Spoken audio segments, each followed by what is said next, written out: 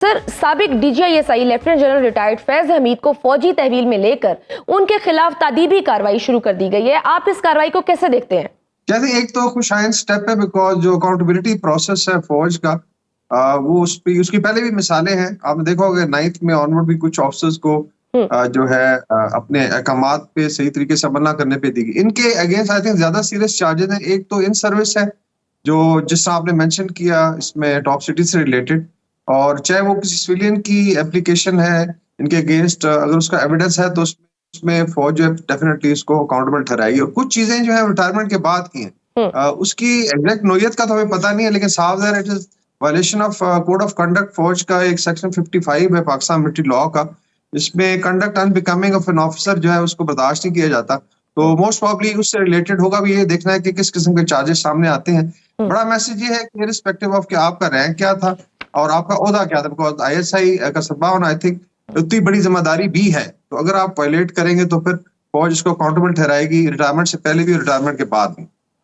तो अब से ये जो उनके खिलाफ जनरल कोर्ट मार्शल का अमल शुरू कर दिया गया है, तो आपको क्या लगता है इस इक़दाम के से क्या अदारे की साख और मुल्की सियासत पर क्या असरात मुरतब होंगे? मेरे ख्याल में इसको पॉजिटिवली देखना चाहिए, क्योंकि एक परसेप्शन है जो सिविल में है। हम लोग खुद फौज में रहे हैं और आई थिंक हाईएस्ट लेवल पे अकाउंटेबिलिटी रही है। इससे पहले भी 3 स्टार्स को भी सजा दी अगर वो लेट्स से उन्होंने जुर्म किया है, तो उसमें एक फौज के अंदर ही पॉजिटिव इम्पैक्ट जाएगा और आई थिंक सोसाइटी के अंदर भी पॉजिटिव इम्पैक्ट जाएगा। कम्युनिटी की जो इंटरनल अकाउंटेबिलिटी सिस्टम है बड़ा स्ट्रांग है, और चाहे आप सबसे लेट्स से मजबूत इदारे के सरबराह रहे हों, अगर आप कोई ऐसा जुर्म करते हैं जो सिविल लॉ के तहत आता है या मिलिट्री लॉ के, तो उसके ऊपर आपको अकाउंटेबल ठहराया जाएगा और आगे एक प्रेसिडेंस भी बनेगा। अभी जो प्रोसेस है फील्ड जनरल कोर्ट मार्शल का, इसमें सबसे पहले तो इंक्वायरी होगी जिस बेसिस पे इनको अरेस्ट किया गया, बिकॉज उसके अंदर आई एम श्योर कोई ऐसी एविडेंस होगी फौज के पास। फिर एक समरी ऑफ एविडेंस रिकॉर्ड होगी और इनको रखा जाएगा, इनको वकील करने की इजाजत होगी ये मिलिट्री कोर्ट ही, और इसका बड़ा स्पीडी ट्रायल होता है। मेरी अपनी असेसमेंट में 15 से 30 दिन के अंदर ये इस पे कार्रवाई मुकम्मल हो जाएगी। अगर वो लेट्स से इसमें मासूम डिक्लेयर होते हैं और अपना डिफेंड कर ले तो ये नहीं खुदा ना खास्ता उनको सजा दी जाएगी, लेकिन अगर वो कसूरवार ठहराएंगे तो फिर इसकी पनिशमेंट दी जाएगी। सर, एक क्रिटिकल एनालिसिस ये है कि जनरल रिटायर्ड फैज हमीद के खिलाफ रिटायरमेंट के बाद कार्रवाई हो रही है।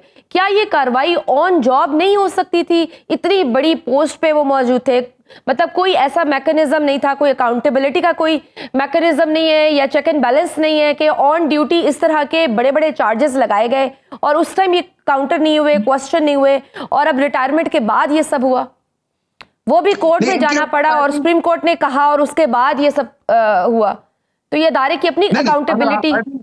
जी, 2 मिसालें मैं दे सकता हूँ आपको। अभी जो कमांडर 4 कोर थे उनको भी उनकी accountability he was in service trial. ऐसा नहीं है, क्योंकि इनके जो आई थिंक जो आई एम श्योर जो एविडेंस कलेक्ट हुआ है या जो चार्जेस गए हैं वो रिटायरमेंट के बाद थे। तो उसमें फौज का प्रोसेस है। अगर आप manual of Pakistan military law को कुछ ऐसी आई थिंक स्पेसिफिक सिचुएशन है जहां पे आप वायलेट नहीं कर सकते। पॉलिटिक्स के अंदर भी अगर आपने जाना है तो 2 साल आपको वेट करना पड़ता है और फिर साफ ज़ाहिर है यू कैन जॉइन पॉलिटिक्स। इससे पहले अगर आप करते हैं, अभी आई डोंट नो किस नोयत का है, तो दैट देन अगेन वायलेशन। तो ऐसा नहीं है। इससे पहले आई थिंक एक इंटेलिजेंस रिलेटेड पहले ट्रायल हुआ था जिसमें कुछ ब्रिगेडियर साहबान थे, कुछ 2 स्टार्स थे, उनका इन सर्विस ट्रायल हुआ था और पनिशमेंट भी हुई थी। इसी तरीके से 9th में ऑनवर्ड है और इसके पहले भी मिसालें हैं, ऐसा नहीं है। लेकिन एक परसेप्शन है कि हाथ नहीं डाला जा सकता। मेरे ख्याल में जैसे इसको रिपोर्ट हुआ, उसकी पूरी इंक्वायरी हुई, कुछ चीजें सामने आई हैं, तो फिर उनको अरेस्ट किया गया और साफ ज़ाहिर है अभी इसका डेफिनेटली ट्रायल होगा और उसमें चीजें सामने आएंगी। ठीक। अच्छा सर, एक और क्रिटिकल एनालिसिस है, वो ये है कि ये कहा जा रहा है कि ये जो इतना बड़ा फैसला किया गया है कोर्ट मार्शल का, मे बी एक कोई साइन है, सिग्नल है, इसको पॉलिटिकल विक्टिमाइजेशन की पर्सपेक्टिव से देखा जा रहा है। पर्टिकुलरली मैं बात करूं पीटीआई की एक खास लीडर की बात की जा रही है, क्योंकि इमरान खान साहब बड़े करीब थे इनके और इन्हीं के हटाने की वजह से इनके ताल्लुकात भी खराब हुए थे माजी में अगर देखा जाए। Could that be a signal कि ये उस पार्टी के लिए भी सिग्नल है, ये इमरान खान साहब के लिए भी कोई सिग्नल है कि मामलात कहीं और जा रहे हैं और मजीद मुश्किलात बढ़ रही हैं?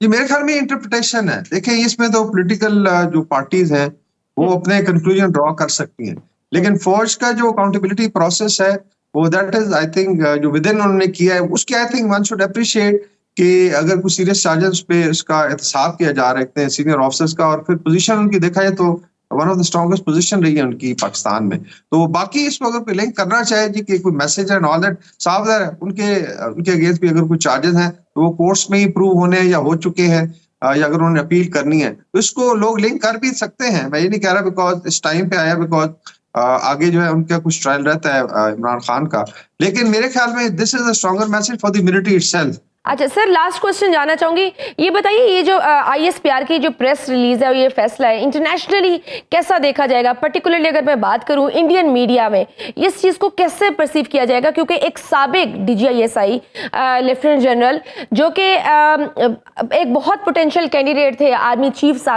चीफ के लिए भी, और फिर उनको वक्त से पहले हटा दिया गया और उन पे करप्शन के एलिगेशंस लगाए गए और अब ये कार्रवाई की जा रही है। इसको ग्लोबली कैसे देखा जाएगा अदारे की साख के हवाले से, क्रेडिबिलिटी के हवाले से? जी मेरे ख्याल में अकाउंटेबिलिटी जो है वो कहीं भी हो, चाहे वो वेस्टर्न कंट्रीज हैं, भारत का डेफिनेटली इसके ऊपर अपना वर्जन होगा, they can pull it up. अपने अभी 4 लेफ्टिनेंट जनरल्स का कोर्ट मार्शल किया है, जो बड़ी न्यूज नहीं बनती, लेकिन अगर अकाउंटेबिलिटी प्रोसेस है और आप सफाई कर रहे हैं, अपने सिस्टम को बेहतर बना रहे हैं, तो मेरे ख्याल में इसको अप्रिशिएट किया जाना चाहिए। बाकी जो है डेफिनेटली लोग पॉइंट स्कोरिंग भी करेंगे, लेकिन पाकिस्तान की मिलिट्री और पाकिस्तान की, and I think it's a larger message to rest of the institution, bureaucracy है, जुडिशरी है, जहाँ पे लंबी तारीखें ले ली जाती हैं और फिर डिले रहता है, अकाउंटेबिलिटी नहीं होती।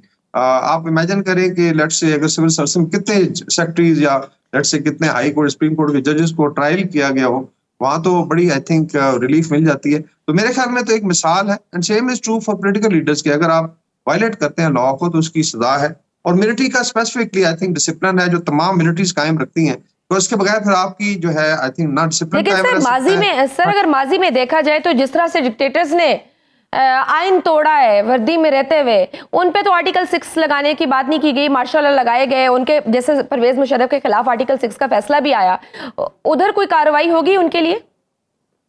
जी हुआ तो है, आई थिंक उसमें जो सुप्रीम कोर्ट ने उसके बाद जो है उसके ऊपर अपना फाइनल डिसीजन है, जो दो ऑल्दो इट केम आफ्टर, लेकिन उनका ट्रायल तो किया गया।